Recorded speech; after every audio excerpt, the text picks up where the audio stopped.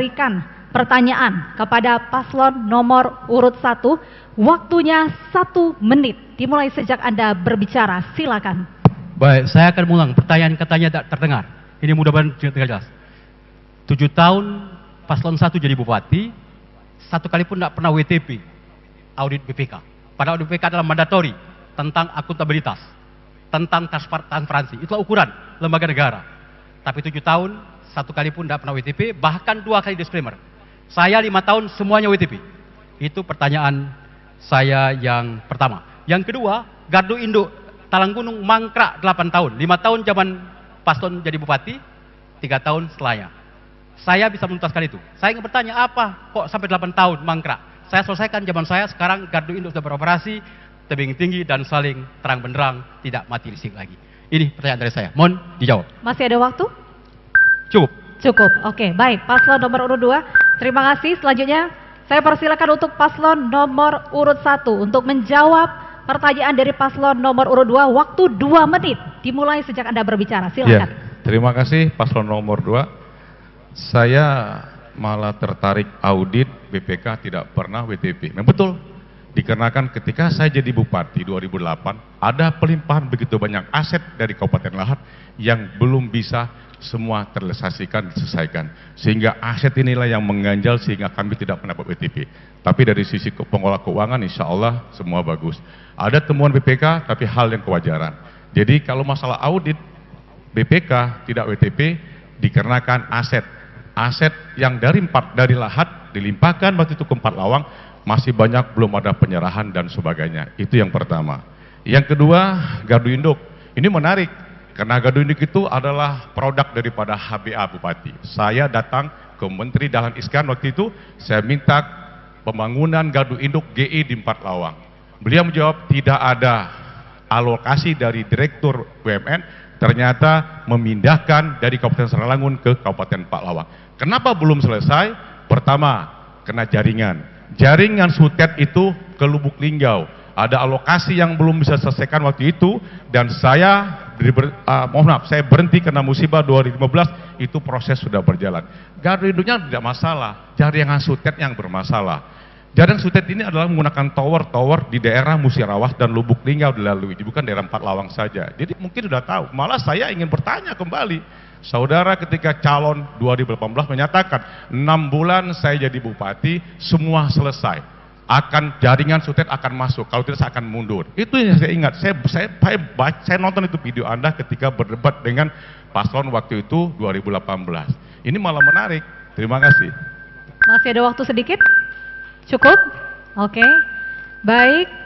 Selanjutnya akan kembali ditanggapi oleh paslon nomor urut 2. Waktu 1 menit. Silakan. Baik. Pertama saya klarifikasi. Tidak pernah saya janji soal Gardu Induk 6 bulan. Periode saya selesai. Yang 6 bulan itu aman. Saya bahkan berjanji bersumpah di depan masyarakat pada waktu 2015. Kalau 6 bulan Pak Lawang saya jadi bupati tidak aman, saya mundur. Saya buang cupu bupati. Dan saya buktikan 6 bulan zero pembegalan, zero perampokan sekalian. Sehingga saya dengan tegak atas hukum masyarakat mampu. Kemudian tadi soal di BPK diakui, ternyata memang tidak mampu. 7 tahun jadi bupati tidak mampu menata aset. Diakui kan seperti itu. Artinya memang soal aset saja tidak mampu melakukan, apalagi soal lain. Bisa jadi disclaimer itu tidak bisa diopinikan, itu sesuatu yang sangat miris dari sisi audit. Dan memang faktanya setelah itu kan banyak sekali problem-problem yang saya selesaikan secara hukum menjadi bermasalah secara hukum. Yaitu ini, yang ini insya Allah saya dengan berani mengatakan 5 tahun jadi bupati, sekalipun nanti akan dibicarakan soal profesi, soal macam. Terima kasih, ya, baik. Tidak ada persoalan. Terima kasih paslon nomor urut 2. Selanjutnya saya persilakan paslon nomor urut 1 untuk bertanya kepada paslon nomor urut 2. Waktu 1 menit. Silakan. Baik, terima kasih. Saya sangat tertarik dengan aset di 4 Lawang. Saya tinggal di 4 Lawang dan saya pernah aktif di anggota DPRD Kabupaten 4 Lawang. Aset di 4 Lawang ini hampir rata-rata saya sudah tidak lihat lagi bentuk fisiknya, Pak. Baik itu mobil maupun yang lain-lain. Jadi banyak aset-aset di 4 Lawang ini yang pendataannya saya rasa kurang maksimal. Dan sekarang saya nggak tahu aset ini kemana larinya sekarang. Dan insya Allah mudah-mudahan tim audit yang sempat menonton, BPK yang sempat menonton, siapapun yang sempat menonton pada debat malam hari ini, ayo aset 4 lawang ini tolong untuk benar-benar dijadikan perhatian yang serius. Terima kasih. Masih ada waktu, Ibu? Cukup. Oke, baik. Saya persilakan beri kesempatan untuk paslon nomor urut 2 untuk menjawab pertanyaan 2 menit, disilakan. Baik, terima kasih. Saya sejak tadi, ternyata paslon 1 tidak percaya dengan lembaga negara. Data narkoba dia tidak percaya dengan BNN, dia nggak percaya dengan Polda. Data audit dia nggak percaya dengan BPK. Gimana ukurannya apa? Kita negara hukum ini. Harap tenang, harap tenang. Negara hukum, aneh bin ajaib. Kau tidak percaya dengan lembaga negara. Sebagai warga negara yang baik, kita taat, patuh pada hukum. Jelas, data yang saya sampaikan itu data lembaga negara. Data BNN, data Polda, kemudian data audit BPK yang saya sampaikan. Pertanyaan saya, dia tidak percaya dengan itu. Malah pertanyaan aset. Kalau asetnya hilang, bermasalah, tidak mungkin WTP. Kalau ada masalah, dia aku sendiri. Kenapa disclaimer? Bahkan bisa disclaimer. Tapi zaman saya bisa menyelesaikan itu. Bisa jadi WTP. Sebuah opini yang terbaik ketika WTP itu. Dan 4 lawang, 5 tahun berturut-turut, pasca saya pun tetap WTP. Artinya apa? Tadi yang disebutkan tata kelola keuangan, 4 lawang di opini negara, tata keuangannya sangat baik. Bukan sekedar baik, sangat baik. Dengan wajar tanpa pengecualian. Kalau tadi bertanya soal aset, itu soal lain, silakan cek. Tidak mungkin kalau asetnya ada di WTP. Tidak mungkin. Itu bukan orang sembarangan. Tamatan stan, segala macam. Auditor itu terhandal itu. Jangankan kita, sesama aparat penegak hukum ketika diperiksa BPK juga jiper. Juga merasa cemas. Apalagi aparatur sipil negara, ASN, yang ada di 4 lawang.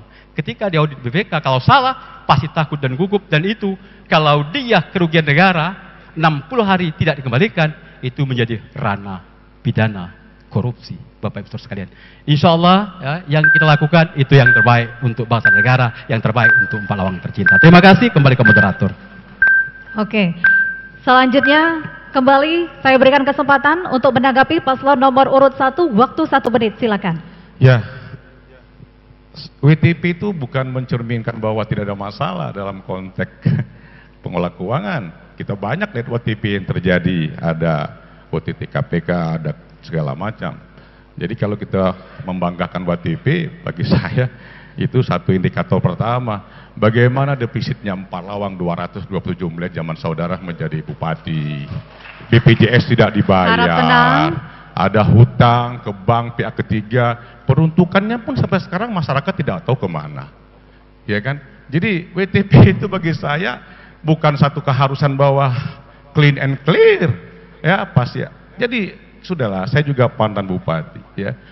Jadi ini yang harus kita sama-sama pahami, saudara. TPP saja tidak dibayar, sekarang malah hilang, ya. Zaman saudara gaji BPD dan sebagainya, malah saya lihat demo gaji BPD perangkat dan sebagainya. Waktu habis, terima kasih. Saya berikan kesempatan untuk pendukung masing-masing pasangan calon untuk memberikan apresiasi kepada paslon nomor urut 1 dan paslon nomor urut 2.